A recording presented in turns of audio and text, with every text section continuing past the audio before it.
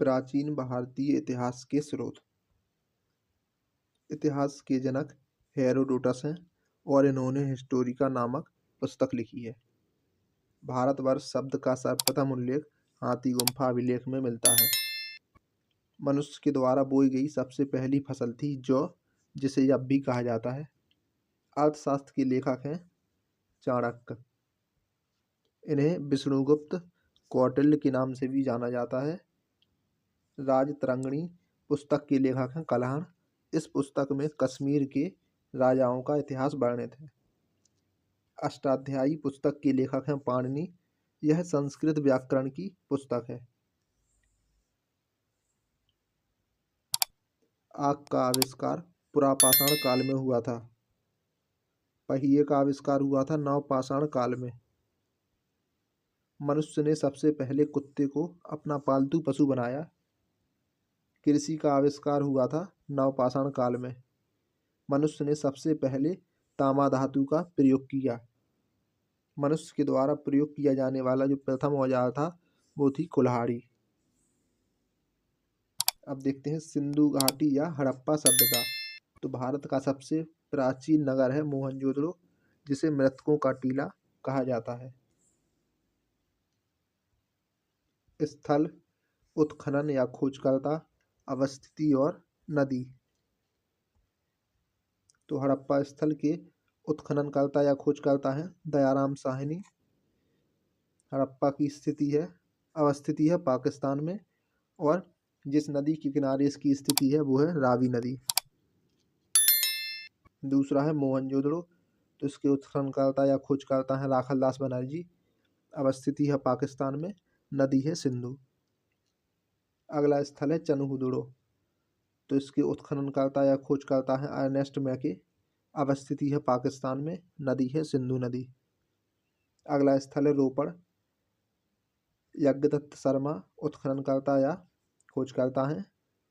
अवस्थिति है पंजाब में, सतलुज नदी के किनारे। अगला स्थल है कालीबंगा। उत्खननकर्ता या खोजकर्ता हैं बालकृष्णन थापर। अवस्थिति है राजस्थान में, नदी है घग्गर नदी। आलमगीरपुर। उत्खननकर्ता या खोजकर्ता हैं यज्ञदत्त शर्मा। अवस्थिति है मेरठ उत्तर प्रदेश में, नदी है हिंडन नदी। अगला स्थल है बनावली, तो इसके खोजकर्ता या खननकर्ता हैं RS बिष्ट। अवस्थिति है हरियाणा में और नदी है सरस्वती नदी। अगला स्थल है धौलावीरा, तो इससे संबंधित है JP जोशी। स्थल है गुजरात और नदी है लूनी नदी। लोथल की अवस्थिति है गुजरात में। उत्खननकर्ता या खोजकर्ता है SR राव और नदी है भोगवा नदी। अगला स्थल है राखीगढ़ी, तो राखीगढ़ी की अवस्थिति है हरियाणा में, नदी है सरस्वती एवं द्रसद्वती। अगला पॉइंट है कि सिंधु घाटी सभ्यता का जो काल है वो है 2500 ईसा पूर्व से 1750 ईसा पूर्व तक। सिंधु घाटी सभ्यता की खोज राय बहादुर दयाराम साहनी ने 1921 में की थी। सिंधु घाटी सभ्यता का जो प्रमुख बंदरगाह है वो है लोथल। सिंधु घाटी सभ्यता की लिपि है भाव चित्रात्मक। यह लिपि दाएं से बाएं ओर लिखी जाती थी। मोहनजोदड़ो से एक कांस्य की मूर्ति नर्तकी मिली है। मोहनजोदड़ो से प्राप्त सबसे बड़ी इमारत है वहाँ का अन्नागार। अग्निकुंड लोथल और कालीबंगा से प्राप्त हुए हैं। कालीबंगन का अर्थ है काले रंग की चूड़ियाँ। सिंधु सभ्यता के लोग मातृ देवी की पूजा करते थे। सिंधु घाटी सभ्यता के प्रमुख स्थलों से प्राप्त अवशेष एवं साक्ष्य। तो सबसे पहले बात करते हैं हड़प्पा की।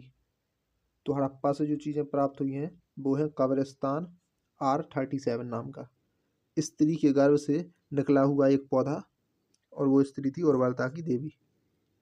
गेहूं और जौ के दाने प्राप्त हुए हैं। अन्नागार प्राप्त हुआ है। चक्र और स्वास्तिक प्राप्त हुआ है हड़प्पा से। सीपी का पैमाना मिला है और समाधान। इन सभी चीज़ों की प्राप्ति हुई है हड़प्पा से। अब देखते हैं मोहनजोदड़ो से क्या क्या मिला हुआ है। तो मुद्रा पर अंकित पशुपतिनाथ की मूर्ति, हाथी का कपाल, दिए के साक्ष्य, गले हुए तांबे के ढेर, सीपी की पटरी, मिट्टी का तराजू, भट्टे और ईंट के साक्ष्य, कांसे की नर्तकी, मातृ देवी की मूर्ति, सूती कपड़ा और बृहत स्नानागार, ये सब मिले हैं मोहनजोदड़ो से। लोथल तो धान और बाजरे के साक्ष्य, बंदरगाह, 3 युगल समाधियाँ, धान की भूसी, मनका बनाने का साक्ष्य, फारस की मोहर और तांबे का साक्ष्य।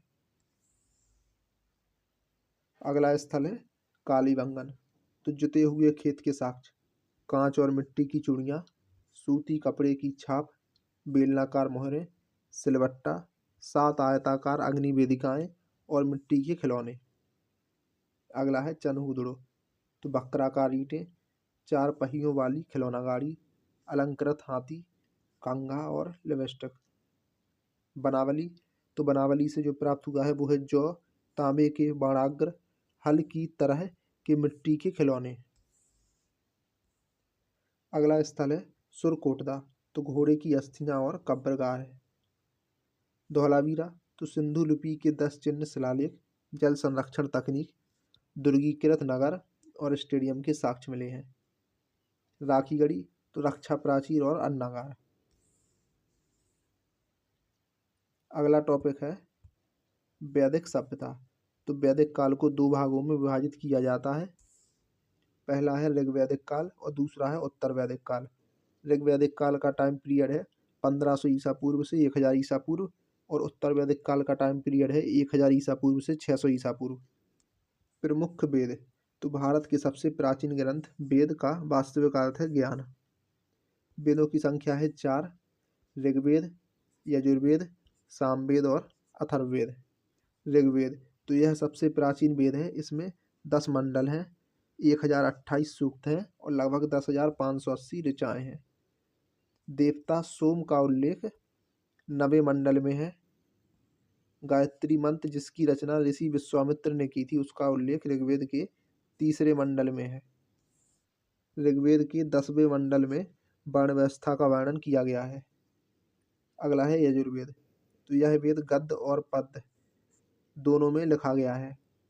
सामवेद, तो इस वेद को संगीत की जानकारी मिलती है इस वेद से, इसलिए इसे भारतीय संगीत का जनक माना जाता है। अगला वेद है अथर्ववेद, तो यह वेद सबसे बाद में लिखा गया, इसे आधुनिक वेद भी कहा जाता है। इस वेद में जादू टोना, तंत्र मंत्र, चिकित्सा, विवाह और लौकिक जीवन का उल्लेख है। पुराणों की कुल संख्या है 18। पुराणों के रचयिता हैं लोमहर्ष और उनके पुत्र उग्रश्रवा। आर्यों द्वारा निर्मित सभ्यता है वैदिक सभ्यता। आर्य शब्द का अर्थ है श्रेष्ठ लोग। आर्यों की भाषा संस्कृत थी और यह ग्रामीण सभ्यता थी। सभा और समिति राजा को सलाह देने वाली संस्था थी। स्त्रियां दोनों में भाग ले सकती थीं। आर्यों का प्रिय पेय पदार्थ था सोमरस, यह वनस्पति से बनाया जाता था। उपनिषदों की कुल संख्या थी 108। आर्यों का प्रिय पशु था घोड़ा और प्रिय देवता थे इंद्र। प्रमुख दर्शन और उनके प्रवर्तक, तो दर्शन और उनके प्रवर्तक, तो योग दर्शन के प्रवर्तक हैं पतंजलि, न्याय दर्शन के प्रवर्तक हैं ऋषि गौतम, चारवाक दर्शन के प्रवर्तक हैं चारवाक, सांख्य दर्शन के प्रवर्तक हैं कपिल मुनि, सबसे प्राचीन दर्शन है सांख्य दर्शन। पूर्व मीमांस के प्रवर्तक हैं जैमिनी, उत्तर मीमांस के प्रवर्तक हैं बादरायण, वैशेषिक दर्शन के प्रवर्तक हैं ऋषि कणाद या उलूक।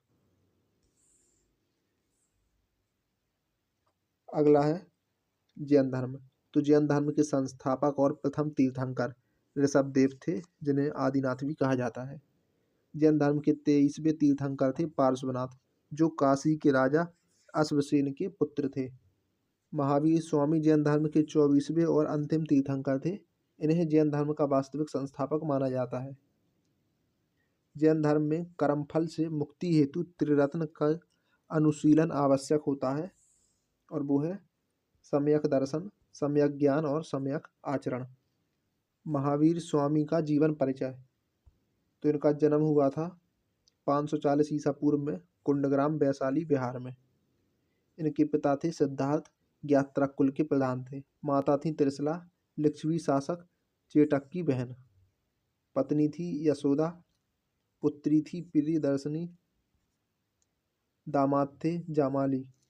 इन्होंने गृह त्याग किया था 30 वर्ष की आयु में बड़े भाई नंदीवर्धन की अनुमति से। ज्ञान प्राप्ति यानी केवल की इन्हें प्राप्ति हुई गृह त्याग के 12 वर्ष बाद यानी कि 42 वर्ष की आयु में, जरंभिक गांव में ऋजुपालिका नदी के तट पर साल वृक्ष के नीचे। तो 42 वर्ष की आयु यानी कि 12 वर्ष की तपस्या के बाद जरंभिक गांव में ऋजुपालिका नदी के तट पर और साल वृक्ष के नीचे इन्हें ज्ञान की प्राप्ति हुई। इनकी मृत्यु हुई 72 वर्ष की आयु में 468 ईसा पूर्व में पावापुरी राजगीर में। नोट। तो भगवती सूत्र महावीर स्वामी के जीवन पर प्रकाश डालता है। महावीर स्वामी का प्रतीक है सिंह। जैन साहित्य को आगम भी कहा जाता है। जैन धर्म तीर्थंकरों की जीवनी कल्पसूत्र नाम की पुस्तक में है, जो कि भद्रबाहु के द्वारा लिखी गई है। जैन साहित्य की भाषा थी प्राकृत और संस्कृत। जैन धर्म में कैवल्य का अर्थ है सर्वोच्च ज्ञान। मौर्योत्तर युग में मथुरा जैन धर्म का प्रसिद्ध केंद्र था। खजुराहो मध्य प्रदेश में जैन मंदिर का निर्माण चंदेल शासकों ने करवाया था। प्रथम जैन संगीति हुई थी 300 ईसा पूर्व में पाटलिपुत्र में, जिसके अध्यक्ष थे स्थूलभद्र। दूसरी जैन संगीति हुई थी वल्लभी गुजरात में, जिसके अध्यक्ष थे देवर्धि क्षमा श्रवण। जैन धर्म पुनर्जन्म और कर्मवाद में विश्वास करता है। अगला टॉपिक है बौद्ध धर्म। तो बौद्ध धर्म के संस्थापक थे गौतम बुद्ध, जिन्हें एशिया का ज्योतिपुंज लाइट ऑफ एशिया कहा जाता है। गौतम बुद्ध का जीवन परिचय। तो इनका जन्म हुआ था 563 ईसा पूर्व में कपिलवस्तु के लुम्बिनी नामक स्थान पर हुआ था। इनके बचपन का नाम था सिद्धार्थ। पिता का नाम था शुद्धोधन, जो कि शाक्यगढ़ के प्रधान थे। माता का नाम था माया देवी। इनकी माता की मृत्यु इनके जन्म के 7वें दिन हो गई थी। इनकी देखभाल इनकी मौसी प्रजापति गौतमी ने की थी। पत्नी का नाम था यशोधरा। गौतम बुद्ध का विवाह हुआ था 16 वर्ष की आयु में। पुत्र का नाम था राहुल। इन्होंने गृह त्याग किया था 29 वर्ष की आयु में, जिसे बौद्ध धर्म में महाभिनिष्क्रमण कहा जाता है। प्रथम उपदेश। तो प्रथम उपदेश दिया था इन्होंने सारनाथ में, जिसे कहा जाता है धम्म चक्र प्रवर्तन। बुद्ध ने अपने सर्वाधिक उपदेश दिए श्रावस्ती में। बुद्ध ने अपने उपदेश पाली भाषा में दिए। मृत्यु। तो 483 ईसा पूर्व में 80 वर्ष की आयु में कुशीनगर उत्तर प्रदेश नामक स्थान पर हुई इनकी मृत्यु, कुशीनगर में, जिसे बौद्ध धर्म में कहा जाता है महापरिनिर्वाण। गौतम बुद्ध के जीवन से संबंधित प्रतीक, घटना और उनसे संबंधित चिन्ह। तो जन्म से संबंधित चिन्ह है कमल और साण। गृह त्याग से घोड़ा, ज्ञान से पीपल वृक्ष, निर्वाण से पद चिन्ह और मृत्यु से स्तूप। बौद्ध धर्म की 4 संगीतियाँ। तो संगीति, उसका समय, स्थान, अध्यक्ष और शासनकाल। तो पहली बौद्ध संगीति हुई थी 483 ईसा पूर्व में, जब गौतम बुद्ध की मृत्यु हुई थी। स्थान था राजगृह। अध्यक्ष थे उस समय महाकश्यप, और उस समय जो शासनकाल था वो था अजातशत्रु का। द्वितीय बौद्ध संगीति हुई थी 383 ईसा पूर्व में। स्थान था वैशाली। अध्यक्षता की थी सवाकामीन ने। शासनकाल था कालाशोक का। तृतीय बौद्ध संगीति हुई थी 250 या 51 ईस्वी में ईसा पूर्व में। स्थान था पाटलिपुत्र। अध्यक्षता की थी मोगलीपुत्र तिस्य ने। शासनकाल था अशोक का। चौथी बौद्ध संगीति हुई थी 1ली शताब्दी में। स्थान था कुंडलवन कश्मीर। अध्यक्षता की थी वसुमित्र ने और शासनकाल था कनिष्क का। तो पहली और दूसरी बौद्ध संगीति के बीच में अंतर है 100 वर्ष का। और स्थान था राजगृह वैशाली पाटलिपुत्र और कश्मीर, तो यानी कि RVPK। और शासनकाल था अजातशत्रु, कालाशोक, अशोक और कनिष्क का। चतुर्थ बौद्ध संगीति के बाद बौद्ध धर्म दो भागों में विभाजित हुआ, हीनयान और महायान में। बौद्ध साहित्य के तीन पिटक हैं, सुत्त पिटक, विनय पिटक और अभिधम्म पिटक। बौद्ध धर्म का प्रचार पाली भाषा में किया गया था। बौद्धियों का सबसे प्रसिद्ध और महत्वपूर्ण त्योहार है वैशाख पूर्णिमा, जिसे बुद्ध पूर्णिमा भी कहा जाता है। अगला है ईसाई धर्म। तो ईसाई धर्म का संस्थापक माना जाता है ईसा मसीह को। इन्हें यीशु नाम से भी जाना जाता है। ईसा मसीह का प्रमुख ग्रंथ है बाइबल। ईसा मसीह का जन्म जेरूशलेम के निकट बैथलेहम में हुआ था। ईसा मसीह का जन्म को क्रिसमस के रूप में मनाया जाता है। ईसा मसीह को फांसी पर रोमन गवर्नर पोंटियस ने चढ़वाया था। अगला है इस्लाम धर्म। तो इस्लाम धर्म के संस्थापक थे हजरत मोहम्मद साहब। इनका जन्म हुआ था 570 ईस्वी में मक्का में। इनके पिता का नाम था अब्दुल्ला और माता का नाम था अमीना। हजरत मोहम्मद साहब को 610 ईस्वी में मक्का के पास हीरा नामक गुफा में ज्ञान की प्राप्ति हुई और 622 ईस्वी को पैगंबर के मक्का से मदीना की यात्रा को इस्लाम धर्म में हिजरी संवत के नाम से जाना जाता है। हजरत मोहम्मद साहब की शादी 25 वर्ष की आयु में खदीजा नामक विधवा से हुई थी। कुरान इस्लाम धर्म का पवित्र ग्रंथ है। हजरत मोहम्मद साहब की मृत्यु हुई थी 632 ईस्वी में और इन्हें मदीना में दफनाया गया था। हजरत मोहम्मद साहब के जन्म के उपलक्ष्य में ईद ए मिलाद उन नबी त्यौहार मनाया जाता है। अगला है पारसी धर्म। तो पारसी धर्म का संस्थापक जरथुष्ट्र ईरानी था। इनकी शिक्षाओं का संकलन है जिंद अवेस्ता में नामक ग्रंथ में है, जो कि पारसियों का धार्मिक ग्रंथ है। पारसियों का प्रमुख त्यौहार है नौरोज। सिख धर्म अगला है। तो सिख धर्म का संस्थापक गुरु नानक देव। ये सिखों के पहले गुरु थे। गुरु नानक देव ने लंगर या पंगत व्यवस्था का प्रचलन कराया था। इन्होंने ही अनेक संगत यानी कि धर्मशालाएं स्थापित की थी। गुरु नानक देव का जन्म हुआ था 1469 में तलवंडी नामक स्थान पर, ननकाना साहिब के नाम से जो जाना जाता है। गुरु नानक देव की मृत्यु हुई थी 1539 में करतारपुर में। गुरु अंगद सिखों के दूसरे गुरु थे। इनका मूल नाम था लहना।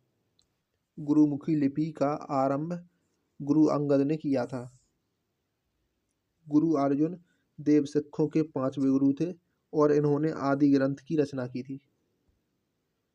मुगल बादशाह जहांगीर ने गुरु अर्जुन देव की हत्या 1606 में राजकुमार खुसरो की सहायता करने के कारण करवा दी थी। सिखों के 10वें और अंतिम गुरु थे गुरु गोविंद सिंह। इनका जन्म हुआ था 1666 में, पटना में हुआ था इनका जन्म। इनके निवास स्थान को आनंदपुर साहिब भी कहते हैं। खालसा पंथ की स्थापना हुई थी 1699 में। बैसाखी के दिन गुरु गोविंद सिंह ने की थी। अगला टॉपिक है सिकंदर। तो सिकंदर का जन्म हुआ था 356 ईसा पूर्व में। इनके पिता का नाम था फिलिप द्वितीय। यह मकदूनिया का राजा था। सिकंदर का गुरु अरस्तु था। अरस्तु का गुरु प्लेटो था और प्लेटो का गुरु था सुकरात। सिकंदर ने भारत पर 326 ईसा पूर्व में आक्रमण किया और इसका सेनापति था सेल्यूकस निकेटर। सिकंदर खैबर दर्रे से भारत में आया था। सिकंदर का जल सेनापति था निर्याकस। सिकंदर का युद्ध पंजाब के राजा पुरु यानी कि पोरस के साथ हुआ था और यह युद्ध हुआ था झेलम नदी के किनारे। इस युद्ध को इतिहास में हाइडेस्पीर या झेलम या बितस्ता का युद्ध भी कहा जाता है। सिकंदर की सेना ने ब्यास नदी को पार करने से मना कर दिया। सिकंदर की मृत्यु हुई थी 323 ईसा पूर्व में बेबीलोन में 33 वर्ष की आयु में। अगला टॉपिक है हर्यक वंश। तो हर्यक वंश का संस्थापक था बिम्बिसार, जो कि 544 ईसा पूर्व में मगध की गद्दी पर बैठा था। बिम्बिसार ने राज्यवैद जीवक को महात्मा बुद्ध की सेवा करने के लिए उनके पास भेजा था। बिम्बिसार ने अंग राज्य को मगध में मिलाया था। बिम्बिसार ने राजगृह को अपनी राजधानी बनाया था।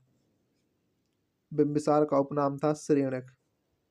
बिम्बिसार की हत्या उसके पुत्र अजातशत्रु ने कर दी थी और वह 492 ईसा पूर्व में मगध की गद्दी पर बैठा था। अजातशत्रु का उपनाम था कुणिक। अजातशत्रु की हत्या उसके पुत्र उदयन ने कर दी थी। उदयन ने गंगा और सोन नदी के संगम पर पाटलिपुत्र नामक नगर की स्थापना की। वह जैन धर्म का अनुयायी था। हर्यक वंश का अंतिम राजा था उदयन का पुत्र नागदशक। अगला है टॉपिक शिशुनाग वंश। तो शिशुनाग ने अपनी राजधानी को पाटलिपुत्र से बदलकर वैशाली में स्थापित किया। शिशुनाग ने अवंती राज्य को मगध में मिलाया था। शिशुनाग का उत्तराधिकारी था कालाशोक। कालाशोक के समय में वैशाली में द्वितीय बौद्ध संगीति का आयोजन हुआ था। अगला है नंद वंश। तो नंद वंश का संस्थापक महापद्म नंद था। नंद वंश का अंतिम राजा था घनानंद और नंद वंश सर्वाधिक धनी और विशाल सेना के लिए प्रसिद्ध था। घनानंद सिकंदर के समकालीन था। इसको चंद्रगुप्त मौर्य ने युद्ध में पराजित करके मगध पर मौर्य साम्राज्य की स्थापना की। अब अगला टॉपिक है मौर्य साम्राज्य। तो मौर्य वंश की स्थापना की थी चंद्रगुप्त मौर्य ने। चंद्रगुप्त मौर्य को सेंड्रोकोट्स की भी कहा जाता है। चंद्रगुप्त मौर्य का प्रधानमंत्री था चाणक्य। इसकी सहायता से चंद्रगुप्त ने घनानंद को हराया था। चाणक्य ने अर्थशास्त्र नामक पुस्तक लिखी और इस पुस्तक का संबंध है प्राचीन भारतीय राजनीति से। चंद्रगुप्त मौर्य 322 ईसा पूर्व में मगध की गद्दी पर बैठा और चंद्रगुप्त मौर्य जैन धर्म का अनुयायी था। चंद्रगुप्त मौर्य के धार्मिक गुरु थे भद्रबाहु। मेगस्थनीज जो कि सेल्यूकस निकेटर का राजदूत था, वह चंद्रगुप्त मौर्य के दरबार में रहता था। मेगस्थनीज ने इंडिका नामक पुस्तक लिखी। चंद्रगुप्त मौर्य की मृत्यु हुई थी 298 ईसा पूर्व में श्रवणबेलगोला कर्नाटक में। अगला है बिंदुसार। 298 ईसा पूर्व से 273 ईसा पूर्व तक। तो चंद्रगुप्त मौर्य का उत्तराधिकारी बिंदुसार था जो कि 298 ईसा पूर्व में मगध की गद्दी पर बैठा। बिंदुसार को अमित्रघात भी कहते हैं। अमित्रघात का अर्थ है शत्रु विनाशक। सीरिया के शासक एंटियोकस प्रथम ने डायमेकस नामक एक राजदूत को बिंदुसार के दरबार में भेजा था। बिंदुसार को वायु पुराण में भाद्यसार और जैन ग्रंथों में सिंहसेन कहा गया है। अगला है अशोक। 273 ईसा पूर्व से 232 ईसा पूर्व। बिंदुसार का उत्तराधिकारी अशोक महान हुआ जो कि 269 ईसा पूर्व में मगध की राजगद्दी पर बैठा। अशोक ने कश्मीर में श्रीनगर नामक नगर बसाया था। राजगद्दी पर बैठने के समय अशोक अवंती का राज्यपाल था। पुराणों में अशोक को अशोकवर्धन कहा गया है। अशोक ने राजगद्दी पर बैठने के 8 वर्ष के बाद 261 ईसा पूर्व में कलिंग पर आक्रमण कर दिया और कलिंग की राजधानी तोसली पर अधिकार कर लिया। अशोक के पहले शिलालेख में पशु बलि की निंदा की गई है। कलिंग के युद्ध का वर्णन 13वें शिलालेख में है। अशोक का धार्मिक गुरु उपगुप्त था और अशोक की माता का नाम था सुभद्रांगी। अशोक ने बौद्ध धर्म के प्रचार के लिए अपने पुत्र महेंद्र और पुत्री संघमित्रा को श्रीलंका भेजा था। अशोक के शिलालेख 1837 ईस्वी में सर्वप्रथम जेम्स प्रिंसेप ने पढ़े। इनकी संख्या थी 14। अशोक के शिलालेख की खोज हुई थी 1750 में। टी पेहनतेलर ने की थी इनकी खोज और पढ़ा था जेम्स प्रिंसेप ने 1837 में। अशोक के पहले शिलालेख में पशु बलि की निंदा की गई है। मगध पर मौर्य शासन 322 ईसा पूर्व से 185 ईसा पूर्व यानी कि 137 वर्षों तक रहा इनका शासन। मौर्य वंश का अंतिम शासक था बृहद्रथ। इसकी हत्या इसके सेनापति पुष्यमित्र शुंग ने की थी। अशोक का नाम देव नाम प्रिय और प्रियदर्शी यानी कि देवताओं का प्रिय भी इसके अन्य नाम है अशोक के। अशोक ने बराबर की पहाड़ियों पर आजीविका के लिए 4 गुफाओं का निर्माण करवाया था। अगला है शुंग साम्राज्य। तो पुष्यमित्र शुंग ने 185 ईसा पूर्व में शुंग वंश की नींव डाली। वह मौर्यों का सेनापति था और वह ब्राह्मण जाति का था। शुंग काल में मनुस्मृति के वर्तमान स्वरूप की रचना की गई। पुष्यमित्र शुंग ने अपने राजपुरोहित पतंजलि से 2 अश्वमेध यज्ञ करवाए। पुष्यमित्र शुंग को कलिंग नरेश खारवेल ने पराजित किया था। भरहुत का स्तूप का निर्माण कराया था पुष्यमित्र शुंग ने। अगला है कुषाण वंश। तो कुषाण वंश की स्थापना की थी कुजुर कड़फिसिस ने 15 ईस्वी में। इस वंश का सबसे महान राजा था कनिष्क और इसकी राजधानी थी पुरस्पुर या पेशावर। कुषाणों की दूसरी राजधानी मथुरा थी। कनिष्क ने 78 ईस्वी में गद्दी पर बैठने के समय एक संवत चलाया था जो कि शक संवत कहलाता है, और यह संवत भारत सरकार के द्वारा प्रयोग में लाया जा रहा है। कनिष्क के दरबार में चरक राजवैद्य रहते थे जिन्होंने चरक संहिता लिखी।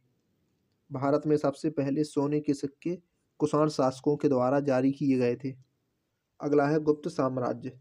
तो गुप्त वंश की स्थापना या गुप्त वंश का संस्थापक श्रीगुप्त था।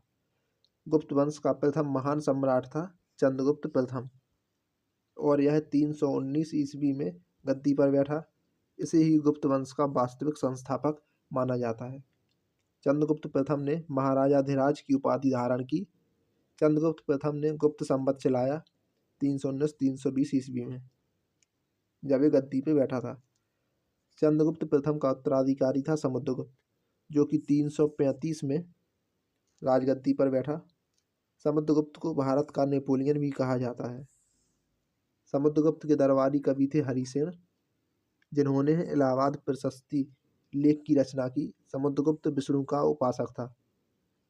समुद्रगुप्त संगीत प्रेमी था। इसे इसके सिक्कों पर वीणा बजाते हुए दिखाया गया है। समुद्रगुप्त का उत्तराधिकारी चंद्रगुप्त द्वितीय हुआ। चंद्रगुप्त द्वितीय ने विक्रमादित्य की उपाधि धारण की, इसलिए इसे चंद्रगुप्त विक्रमादित्य भी कहते हैं। चंद्रगुप्त द्वितीय के समय में चीनी यात्री फाहियान भारत आया था। चंद्रगुप्त द्वितीय के दरबार में आर्यभट्ट, धनवंतरी, ब्रह्मगुप्त, वराहमिहिर जैसे विद्वान रहते थे। नालंदा विश्वविद्यालय की स्थापना कुमारगुप्त ने की थी। इस विश्वविद्यालय को ऑक्सफोर्ड ऑफ महायान बौद्ध कहा जाता है। गुप्त शासकों में सर्वाधिक अभिलेख कुमारगुप्त प्रथम के हैं। हूणों का आक्रमण स्कंदगुप्त के काल में हुआ था। जूनागढ़ अभिलेख में हूणों को मलेच्छ कहा गया है। हूणों का महत्वपूर्ण शासक था तोरमाण। सुदर्शन झील का पुनः निर्माण स्कंदगुप्त ने कराया था। गुप्त राजाओं की शासकीय भाषा थी संस्कृत। गुप्त काल में दास प्रथा भी प्रचलित थी। संस्कृत भाषा के प्रसिद्ध कवि कालिदास चंद्रगुप्त द्वितीय के दरबार में रहते थे। कालिदास के द्वारा रचित अभिज्ञान शाकुंतलम प्रथम भारतीय रचना है जिसका अनुवाद यूरोपीय भाषा में हुआ था। सांस्कृतिक उपलब्धियों के कारण गुप्त काल को भारत के इतिहास का स्वर्ण युग कहा जाता है। अगला है पुष्यभूति वंश या वर्धन वंश। तो इसका संस्थापक था पुष्यभूति और इसकी राजधानी थी थानेश्वर, जो कि हरियाणा में पड़ता है। इसकी पुत्री का नाम था राज्यश्री, और राज्यश्री का विवाह हुआ था कन्नौज के राजा गृहवर्मन के साथ। हर्ष और पुलकेशन द्वितीय के बीच में नर्मदा नदी के तट पर युद्ध हुआ था, जिसमें हर्ष की पराजय हुई थी। चीनी यात्री हुइनसांग हर्षवर्धन के दरबार में आया था। वह नालंदा विश्वविद्यालय में पढ़ने के लिए भारत आया था, और हुइनसांग ने शूद्रों को कृषक कहा है। बाणभट्ट हर्षवर्धन का दरबारी कवि था, जिसने हर्षचरित और कादम्बरी नामक पुस्तक लिखी। हर्षवर्धन के द्वारा रचित नाटक हैं प्रियदर्शिका, रत्नावली और नागानंद। कुंभ मेलों को प्रारंभ करने का श्रेय हर्षवर्धन को जाता है। दक्षिण भारत के प्रमुख राजवंश, तो पहला है पल्लव। तो पल्लव वंश के वास्तविक संस्थापक थे सिंह विष्णु। महाबलीपुरम के रथ मंदिर का निर्माण पल्लव राजा नरसिंह वर्मन प्रथम ने करवाया था। नरसिंह वर्मन द्वितीय का दरबारी कवि संस्कृत विद्वान दंडी था, जिसने 10 कुमार चरित नामक पुस्तक लिखी। अगला है चोल साम्राज्य। तो इस वंश का संस्थापक था विजयालय। राजा विजयालय ने नरकेसरी की उपाधि धारण की, और इनकी राजधानी थी तंजौर। राजराज प्रथम ने श्रीलंका पर आक्रमण किया। वहां के राजा महेंद्र पंचम को भागना पड़ा। राजराज प्रथम शैव धर्म का अनुयायी था। तंजौर में स्थित राजराजेश्वर मंदिर को राजराज प्रथम ने बनवाया था, और यह मंदिर भगवान शिव को समर्पित है। चोल शासकों का राजकीय चिन्ह बाघ था। चोल वंश का अंतिम शासक था राजेंद्र तृतीय। अगला है परमार वंश। तो इस वंश का प्रारंभ 9वीं शताब्दी में मालवा क्षेत्र में उपेंद्र अथवा कृष्णराज के द्वारा हुआ था। राजा भोज इस वंश के सबसे प्रतापी राजा थे, जिसने भोजपुर नगर एवं भोजसर तालाब का निर्माण करवाया था। अगला है राष्ट्रकूट वंश। तो इसका संस्थापक था दंती दुर्ग। इसकी राजधानी मणिकर या मान्यखेत थी और इसका उत्तराधिकारी था कृष्ण प्रथम। एलोरा के प्रसिद्ध कैलाश मंदिर का निर्माण कृष्ण प्रथम ने करवाया था। पाल वंश। तो पाल वंश की स्थापना 750 ईस्वी में गोपाल ने की थी। पाल वंश का सबसे महान शासक था धर्मपाल।